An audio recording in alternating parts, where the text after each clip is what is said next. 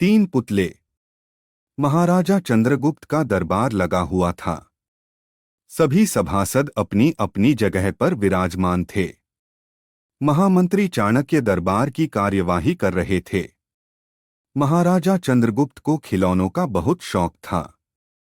उन्हें हर रोज एक नया खिलौना चाहिए था। आज भी महाराजा के पूछने पर कि क्या नया है, पता चला कि एक सौदागर आया है और कुछ नए खिलौने लाया है। सौदागर का ये दावा है कि महाराज या किसी ने भी आज तक ऐसे खिलौने न कभी देखे हैं और न कभी देखेंगे। सुनकर महाराज ने सौदागर को बुलाने की आज्ञा दी। सौदागर आया और प्रणाम करने के बाद अपनी पिटारी में से तीन पुतले निकालकर महाराज के सामने रख दिए और कहा कि अन्नदाता, ये तीनों पुतले अपने आप में बहुत विशेष हैं। देखने में भले एक जैसे लगते हैं मगर वास्तव में बहुत निराले हैं। पहले पुतले का मूल्य 1,00,000 मोहरे हैं, दूसरे का मूल्य 1,000 मोहरे हैं और तीसरे पुतले का मूल्य केवल 1 मोहर है। सम्राट ने तीनों पुतलों को बड़े ध्यान से देखा। देखने में कोई अंतर नहीं लगा, फिर मूल्य में इतना अंतर क्यों? इस प्रश्न ने चंद्रगुप्त को बहुत परेशान कर दिया। हार के उसने सभासदों को पुतले दिए और कहा कि इनमें क्या अंतर है, मुझे बताओ। सभासदों ने तीनों पुतलों को घुमा फिराकर सब तरफ से देखा मगर किसी को भी। चाणक्य ने पुतलों को बहुत ध्यान से देखा और दरबान को 3 तिनके लाने की आज्ञा दी। तिनके आने पर चाणक्य ने पहले पुतले के कान में तिनका डाला।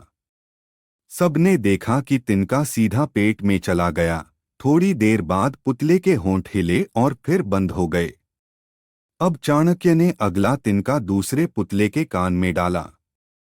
इस बार सबने देखा कि तिनका दूसरे कान से बाहर आ गया और पुतला ज्यों का त्यों रहा। ये देखकर सभी की उत्सुकता बढ़ती जा रही थी कि आगे क्या होगा। अब चाणक्य ने तिनका तीसरे पुतले के कान में डाला। सबने देखा कि तिनका पुतले के मुंह से बाहर आ गया है और पुतले का मुंह एकदम खुल गया। पुतला बराबर हिल रहा है जैसे कुछ कहना चाहता हूं।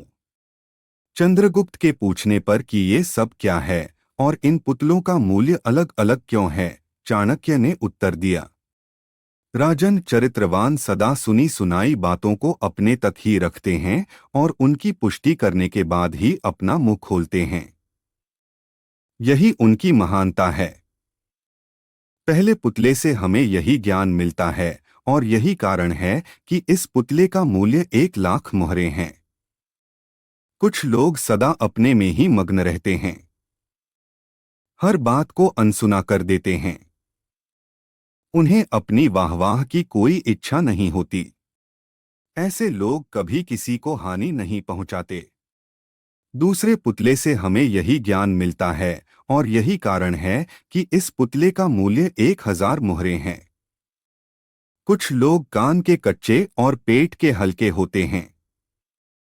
कोई भी बात सुनी नहीं कि सारी दुनिया में शोर मचा दिया। इन्हें झूठ सच का कोई ज्ञान नहीं, बस मुंह खोलने से मतलब है। यही कारण है कि इस पुतले का मूल्य केवल 1 मोहर है।